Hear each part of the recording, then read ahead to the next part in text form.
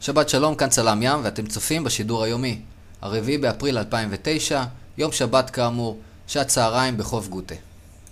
מזג האוויר בהיר וחם, השמיים נקיים מעננים, הרוח קלה מאוד, דרום מערבית עד 5 קשרים, והים שטוח לחלוטין.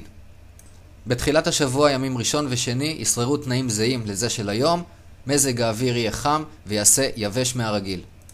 בין הימים שני לשלישי, מזג האוויר השרבי צפוי להישבר, הטמפרטורות ירדו במידה ניכרת, יעשה מעונן חלקית, אולי גם קצת גשום, וגובה פני הים יעלה בהתאם.